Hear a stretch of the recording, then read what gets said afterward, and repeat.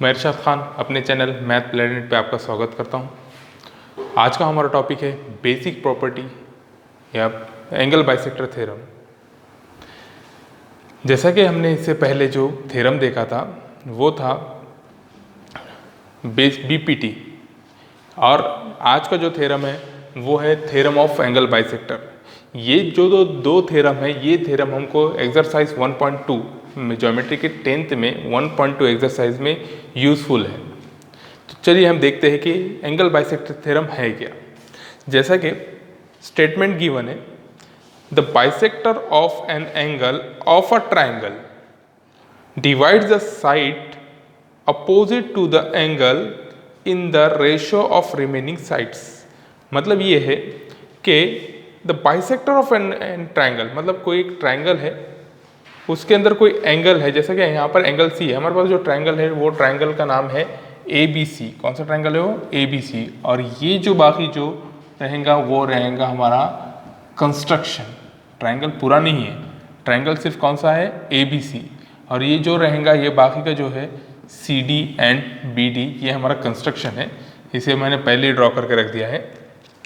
तो the bisector of an triangle मतलब एक एंगल है उसका बाइसेक्टर। जैसा कि हमारे पास एंगल जो है ACB, इसका जो बाइसेक्टर है कौन सा है? CE। Divide the side opposite, मतलब जो इसके अपोजिट की जो साइड है, कौन सी साइड है? AB। इसको वो क्या करता है? डिवाइड करता है। लेकिन कौन से रेशो में डिवाइड करता है? To the angle in the side ratio to remaining side. मतलब ये जो रिमेनिंग साइड है इनका जो भी रेशो आएगा उसी रेशो में ये एंगल बाइसेक्टर इस साइड को डिवाइड करेगा। तो हमको पूछा कैसे जाता है एग्जाम में, ये जो मार्क क्वेश्चन है वो पूछा जाएगा 3 या 4 मार्क्स के लिए। आपको सिर्फ स्टेटमेंट आएंगी, वो स्टेटमेंट रहेंगी prove that the bisector of an angle of a triangle divide the side opposite to the angle in the ratio of remaining side. सिर्फ एक स्टेटमेंट गिवन होंगी, उस स्टेटमेंट से आपको डायग्राम ड्रॉ करना है और उसको प्रूव करना है। तो ये जो थ्योरम है, ये थ्योरम सिर्फ स्टेटमेंट पूछेंगी और साथ ही साथ अभी जैसा कि आपने इस थ्योरम को देखा है, इस थ्योरम में आपको फिगर ड्रॉ करना है और गिवन लिखना है, कंस्ट्रक्शन लिखना है, प्रूफ और टू प्रूव एंड प्रूफ सब लिखकर आपको उसको सॉल्व करना है। 3 या 4 मार्क के लिए आपको पूछा जाएगा। चलिए हम देखते हैं कि थ्योरम ऑफ एंगल बाइसेक्टर है क्या। तो सबसे पहले हम स्टार्ट करेंगे गिवन से। हमको गिवन क्या दिया हुआ है? हमको गिवन है कि इस ट्राइंगल में, कौन से ट्राइंगल में? ट्राइंगल ABC में, triangle ABC, in triangle ABC ये हमको क्या है? गिवन है। In triangle ABC CE is an angle bisector. Ray CE is an angle bisector of angle, कौन से एंगल का एंगल बाइसेक्टर है वो? ACB। इस ACB का वो क्या है? एंगल बाइसेक्टर है। ये हमको गिवन है। अगर जब ये एंगल बाइसेक्टर है और वो क्या कर रहा है कि AB को कहाँ पर डिवाइड कर रहा है? पॉइंट E पर। इट बाइसेक्ट्स और इंटरसेक्ट्स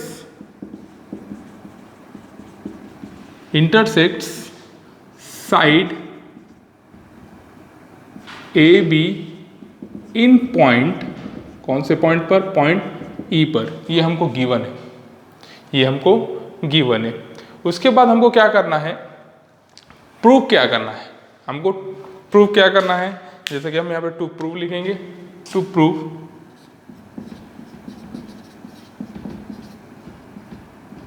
हमको प्रूफ क्या करना है?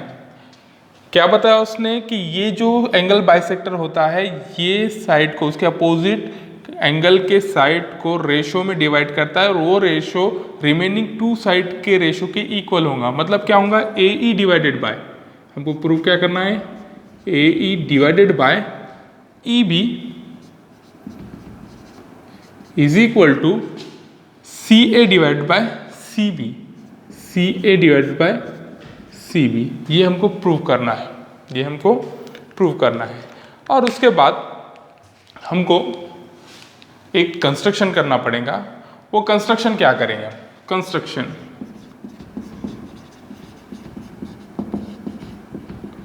कंस्ट्रक्शन क्या है कि हमने क्या किया, एक लाइन ड्रॉ की है, वो लाइन का नाम है बी डी। ड्रॉ, मैं लिख लेता हूं उसको, draw a line B D parallel to, किसके पैरेलल ड्रॉ किया हमने?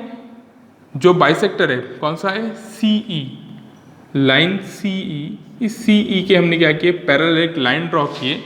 अगर हम इस तरह से हमने इसको ड्रॉ किया कि अगर AC को हमने अगर इंक्रीज किया, उसको बढ़ाया, तो वो जाकर कहाँ पर इंटरसेक्ट करेंगे? AC इंटरसेक्ट करेगा पॉइंट D पर। तो हम कैसे लिखेंगे? If line AC extended, it intersects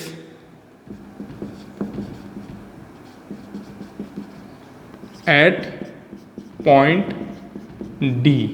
ये हमने कंस्ट्रक्शन किया कि वो अगर हमने इसको इंक्रीज किया या एक्सटेंड किया, उसको बढ़ाया, तो कहाँ पर जाके इंटरसेक्ट कर रहा है? पॉइंट D पर। ये हमारा कंस्ट्रक्शन हो गया। अब यहाँ से स्टार्ट करेंगे हम प्रूफ। प्रूफ क्या है? प्रूफ हमने क्या किया यहाँ पर किया? प्रूफ, टू प्रूव राइट किया, कंस्ट्रक्शन राइट किया, और एक हमने क्या राइट किया यहाँ पर? गिवन। अब हम यहाँ से स्टार्ट करेंगे प्रूफ। हमको गिवन क्या है? सबसे पहले हमको जो गिवन है वो है कि CE ACB का क्या है? एंगल बाइसेक्टर है। रे CE is an angle bisector of angle ACB। किसका एंगल है वो? एंगल ACB का बाइसेक्टर है। तब ये दोनों एंगल, कौन कौन से एंगल? एंगल ACE ये इक्वल होगा एंगल ECB के। किसके? एंगल ECB के इक्वल होगा। इसको इक्वेशन नंबर हम 1 देंगे, इसको इक्वेशन नंबर 1 देंगे। देखिए, बहुत आसान थ्योरम है। हमको करना क्या है पहले हम देख लेते हैं। कोई भी थ्योरम, कोई भी ज्योमेट्री का कोई भी पार्ट हो, या कोई भी थ्योरम हो, या कोई भी प्रूफ हो, उसको समझने के लिए हमको पहले, या उसको सॉल्व करने के लिए हमको ये देखना होगा कि उसको सॉल्व क्या क्या करेंगे, उसके अंदर हमको क्या क्या करना है। जैसा कि हमको क्या करना है, यहाँ सुन लो। पहले इसको हम देख लेंगे कि करना क्या है, और उसके बाद उसको राइट करेंगे। सबसे पहले हमको क्या है कि उसने बताया कि ये दोनों एंगल क्या है? इक्वल है। ये दोनों एंगल्स क्या है? इक्वल है। कौन कौन सा angle? Angle ACE, angle ECB sorry, ये दोनों एंगल्स क्या बताया उसने? कॉन्ग्रुएंट है और इक्वल है। अब अगर हमने एक कंस्ट्रक्शन किया यहाँ पर कि कौन सा? CE और BD, ये जो कंस्ट्रक्शन है, ये दोनों पैरेलल लाइन है, ये दोनों पैरेलल लाइन है, तो ये दोनों एंगल कौन से होंगे? अगर हम यहाँ पर देखें तो एक Z शक्ल बन रही है, Z एक फिगर ड्रॉ हो रही है यहाँ पर, कौन सी? इस टाइप में Z शेप। तो ये और ये एंगल कौन से होते हैं? ये दोनों होते हैं, ये दोनों हमको हम कह लेंगे इसको अल्टरनेट एंगल्स। ये कौन से एंगल्स होते हैं? Alternate angles. अगर ये दोनों पैरेलल है और BC इसका ट्रांसवर्सल है, ये दोनों अल्टरनेट एंगल हो जाएंगे। और अल्टरनेट एंगल क्या होते हैं? अल्टरनेट एंगल कॉन्ग्रुएंट होते हैं। इसका मतलब ये दोनों भी क्या होंगे? कॉन्ग्रुएंट होंगे। ये दोनों भी क्या हो जाएंगे? कॉन्ग्रुएंट हो जाएंगे। अब उसके बाद अगर ये दोनों तो हमारे पास पैरेलल है, अगर हम ट्रांसवर्सल AD को समझे, कौन सा? ट्रांसवर्सल AD है। अब ये लाइन कुछ इस तरह से बन रही है, ये हो रहा है हमारे पास CE एंड BD, तो ये एक ट्रांसवर्सल जा रहा है। तो ये ट्रांसवर्सल है, तो ये दोनों एंगल्स कौन से होंगे? मीन्स ये और ये एंगल कौन से होंगे? ये दोनों एंगल है करस्पॉन्डिंग एंगल्स। और करस्पॉन्डिंग एंगल्स क्या होते हैं? कॉन्ग्रुएंट होते हैं। इसका मतलब ये जो एंगल है ACE और CDB ये दोनों भी क्या होंगे, कॉन्ग्रुएंट होंगे। तो इससे हमको ये समझ में आता है कि ये चारों एंगल आपस में कॉन्ग्रुएंट है, ये चारों एंगल आपस में कॉन्ग्रुएंट है, ये चारों एंगल आपस में कॉन्ग्रुएंट है। तो इसका मतलब ये जो ट्रायंगल बन रहा है, ये जो ट्रायंगल है कौन सा, CDB, ये बन रहा है हमारे पास आइसोसेलेस ट्रायंगल, क्योंकि ये दोनों एंगल इक्वल है तो ये दोनों साइड, इसके अपोजिट साइड भी क्या होंगे, कॉन्ग्रुएंट होंगे। तो ये क्या बन रहा है हमारे पास, आइसोसेलेस ट्रायंगल। चलिए जब तक हम ये देखते हैं कि इसको आइसोसेलेस ट्रायंगल तक इसको लिख लेते हैं। तो हमने क्या बताया कि प्रूफ में कि ये जो CE और BD दोनों CE एंगल बाइसेक्टर है और ये दोनों एंगल क्या हो गए, कॉन्ग्रुएंट हो, इसलिए हमको क्या दिया, इक्वेशन नंबर 1 दे दिया। अब नेक्स्ट हम बताएंगे कि CE और BD ये दोनों क्या है, CE और BD पैरेलल है। Now CE is parallel to BD, ये हमने कंस्ट्रक्शन किया हुआ है, कंस्ट्रक्शन, ये कहाँ से मिला हमको, कंस्ट्रक्शन से। एंड ये जो BC है वो ट्रांसवर्सल है, and BC is transversal, BC transversal है। जब BC ट्रांसवर्सल है तो एंगल कौन कौन से हमारे पास एंगल है, ECB एंड CBD। कौन कौन सा, CBD angle CBD is equal to और कॉन्ग्रुएंट टू कौन से एंगल के कॉन्ग्रुएंट रहेगा वो, ECB के एंगल ECB के कॉन्ग्रुएंट। और ये क्यों कॉन्ग्रुएंट है, क्योंकि ये अल्टरनेट एंगल्स, कौन से एंगल्स है, अल्टरनेट एंगल्स। और इसको इक्वेशन नंबर दे देंगे हम 2, इसको कौन सा इक्वेशन दे दिया हमने, 2। ये हो गए दोनों कॉन्ग्रुएंट, ये हमको बताना था। अब कौन सा बताना है, ये दोनों हमको कॉन्ग्रुएंट बताना है। तो अब हम क्या करेंगे, ये दोनों को क्या लेंगे, अब पैरेलल है, कंस्ट्रक्शन में जैसा लिया हमने। कौन कौन सा कंस्ट्रक्शन है कि CE is parallel to BD, ये भी कहाँ से लिए हमने, कंस्ट्रक्शन से। एंड अब यहाँ पे ट्रांसवर्सल कौन सा लेना है हमको, AD, and AD is transversal, AD क्या है, ट्रांसवर्सल है। तब ये दोनों एंगल्स कौन कौन से, एंगल ACE और एंगल CDB, कौन कौन सा angle, ACE, angle ACE is equal to angle कौन से एंगल के, CDB के, एंगल CDB के कॉन्ग्रुएंट है। और इसको इक्वेशन नंबर दे देंगे हम 3, इक्वेशन नंबर 3। तो हमको सीधा ये बात समझ में आती है कि ये दोनों चारों एंगल क्या है, आपस में कॉन्ग्रुएंट है, तो ये दोनों भी क्या है, कॉन्ग्रुएंट है। या तो यहाँ पर इक्वेशन से समझो कि ACE और ECB, ACE और ECB ये दोनों कॉन्ग्रुएंट है, कौन सा इक्वेशन नंबर 1 से। CBD ECB ये दोनों कॉन्ग्रुएंट है, और ACE CDB ये दोनों कॉन्ग्रुएंट है। मतलब हमने 3 इक्वेशन बनाए। तो CDB कहाँ है, CDB ये CDB, और दूसरा आ रहा CBD, ये CDB एंड CBD। अगर हमने देखा कि ये दोनों हमको क्या बताना है, कॉन्ग्रुएंट बताना है यहाँ पर। हालांकि ये कॉन्ग्रुएंट है लेकिन बताएंगे कैसा उसको, कि CDB एंड CBD ये ECB अगर ये दोनों इक्वल आ गए तो ये दोनों भी क्या होगा, इक्वल होगा। तो ACE और CEB इक्वल है क्या, वो हमने प्रूफ करा है कहाँ पर, इक्वेशन नंबर 1 में। देखिए ACE एंड ECB जब ये दोनों कॉन्ग्रुएंट है इक्वेशन नंबर 1 के हिसाब से, तो ये दोनों भी क्या होंगे, कॉन्ग्रुएंट होंगे। तो हम इसको इस तरह से लिख सकते हैं, from equation number 1 and 2, from equation number 1, 2 and 3। अब ये दोनों भी क्या होंगे, कॉन्ग्रुएंट होंगे। कौन कौन से, CBD and CDB, angle CDB is congruent to और इक्वल टू एंगल CBD, ये दोनों हो गए कॉन्ग्रुएंट। अब ये जो ट्रायंगल है यहाँ तक हमने प्रूव कर दिया, हमको क्या बताना है, ये जो ट्रायंगल है वो कौन सा ट्रायंगल है, आइसोसेलेस ट्रायंगल है।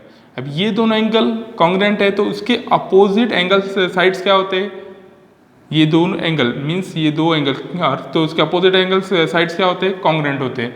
तो इसका मतलब कौन से ट्रायंगल में, C D B, in triangle C D B, in triangle C D B कौन कौन से angle, angle C D B is equal to angle C B D, ये हमने यहाँ पर प्रूव करा था। अब ये ट्रायंगल में आ गया। तब सी बी कौन सा, side C B is congruent to, C B किसके कॉन्ग्रेंट रहेंगी, सी डी के। तो यहाँ पे हम लेंगे सी डी कॉन्ग्रेंट है। क्यों कॉन्ग्रेंट है, क्योंकि opposite sides of congruent angles के अपोजिट साइड्स है, इसलिए वो क्या हो गया, ये हो गया हमारे पास, दोनों कॉन्ग्रेंट हो गए। या तो हम इसको कैसे राइट कर सकते हैं, ये दोनों इक्वल है, इसका मतलब ये दोनों कॉन्ग्रेंट रहेंगे। अब ये कॉन्ग्रेंट इसलिए है कि ट्रायंगल क्या हो गया, ये आइसोसेलेस ट्रायंगल हो गया। Therefore C D B and C B D, तो इन ट्रायंगल ये दोनों कॉन्ग्रेंट है, तो इसका मतलब ये क्या होगा, सॉरी इससे पहले एक स्टेटमेंट हम इसको ऐड कर लेंगे, ये बताएंगे। अब ये दोनों कॉन्ग्रेंट है तो इसका मतलब जो हमारा एंगल है, कौन सा angle, therefore angle C D B is an isosceles triangle, ये हो गया आइसोसेलेस ट्रायंगल हो गया। अब ये आइसोसेलेस ट्रायंगल है तो इसके अपोजिट साइड्स क्या होंगे, ये जब आइसोसेलेस ट्रायंगल है तो इसके अपोजिट साइड्स क्या होंगे, कॉन्ग्रेंट होंगे। मतलब सी बी साइड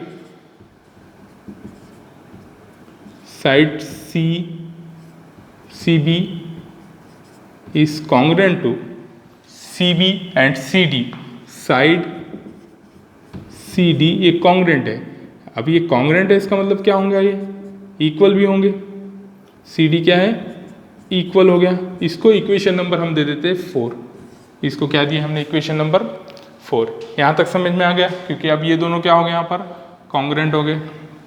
उसके आगे की स्टेप, इससे पहले जब हमने इससे पहले का जो थ्योरम देखा था, कौन सा थ्योरम था वो थ्योरम था बीपीटी, बेसिक प्रोपोर्शनलिटी थ्योरम। अब उसका यूज इसमें हम करेंगे। जैसा कि ये पूरा जो अब लेंगे हम पूरा ट्रायंगल, वो ट्रायंगल कौन सा है, ए बी डी। उस ट्रायंगल के अंदर ये दोनों लाइन मीन्स लाइन ए सी ये पैरेलल है साइड बी डी के।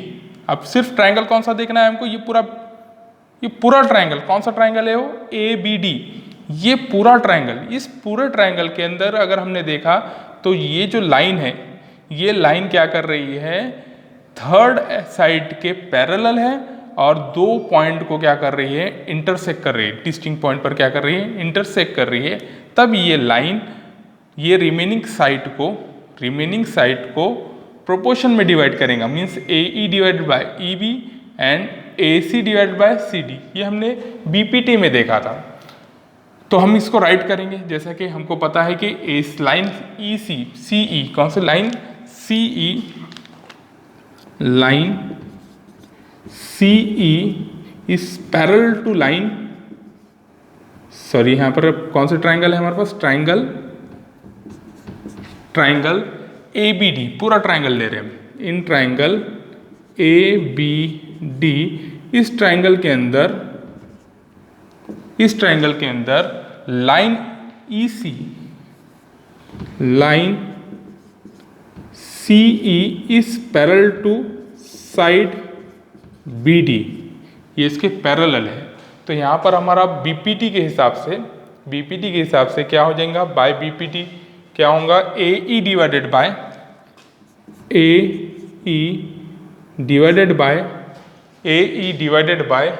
ई बी क्या हो जाएगा हमारे पास। इसको मैं यहाँ पर लिख लेता हूँ, ए ई डिवाइडेड बाय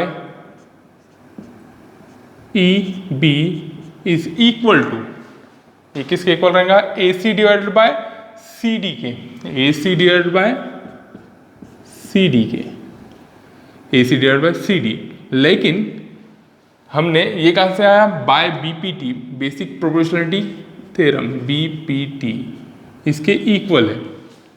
अब लेकिन हमने इक्वेशन नंबर 4 में सी बी और सी डी ये दोनों इक्वल बताए थे।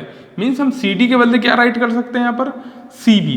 तो हम यहाँ पर राइट कर लेंगे A E divided by E B is equal to A C divided by, ये कहाँ से लेंगे हम, सी डी के बदले क्या लेंगे, सी बी लेंगे। सी बी लेंगे, ये कहाँ से आया, फ्रॉम इक्वेशन नंबर 4। हमने कहाँ से लिया, इक्वेशन नंबर 4 से। हमको प्रूव क्या करना था, हमको प्रूव क्या करना है कि A E divide by E B है, A E divide by E B. तो हमारी लेफ्ट हैंड साइड तो यहाँ पे प्रूव होगी, A E divide by E B. देखिए राइट हैंड साइड प्रूव होगी क्या, C A divide by C B. यहाँ पे ये सी ए है, मीन्स ए सी का उल्टा क्या करेंगे हम, इसको सिर्फ उल्टा लिख लेंगे। ये होगा A E divided by E B is equal to C A divided by C B. इसी तरह यहाँ पर हमारा जो थ्योरम था वो प्रूव हुआ। देखिए दोनों भी कौन कौन सा, A E divided by E B is equal to C A divide by C B, means A E divide by E B is equal to C A divide by C B. इसी तरह यहाँ पर हमारा जो theorem है वो prove हुआ।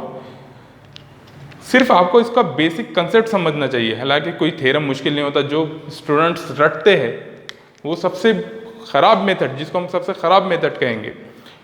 कोई भी ज्योमेट्री के पार्ट को हमको रटना नहीं है, उसको सिर्फ समझना है। एक बार वो समझ में आ गया तो शायद इससे ज्योमेट्री से इजी कोई भी सब्जेक्ट नहीं, हालांकि मैथमेटिक्स से इजी कोई भी सब्जेक्ट नहीं है। अदर जैसा साइंस हो गया, अदर हिस्ट्री, जितने भी सब्जेक्ट्स है उसमें आपको कुछ ना कुछ याद रखना पड़ता है, पूरी डेफिनेशन याद रखना पड़ता है। लेकिन मैथमेटिक्स में ऐसा नहीं है। मैथमेटिक्स में हमको क्या करना पड़ता है कि सिर्फ हमको क्वेश्चन समझ में आ गया, उसको जैसा जैसा हम सॉल्व करेंगे और खुद ब खुद सॉल्व होता जाएगा। तुमको याद रखने की कोई ज़रूरत नहीं है, सिर्फ तुमको क्या है कि थोड़ा सा बेसिक कंसेप्ट आना ज़रूरी है। अगर आपको बेसिक है तो आपके लिए ज्योमेट्री या मैथमेटिक्स बहुत आसान है। ओके, तो ये जो थ्योरम है यहाँ पर प्रूव होता है। थैंक यू, एंड कमेंट में बताइए कि आपको ये थ्योरम कैसा लगा, और आपको बेसिक कंसेप्ट अगर जानना है, आपको सीखना है तो मुझे कमेंट में बताइए, मैं ज़रूर आपकी हेल्प करूँगा। Okay, thank you.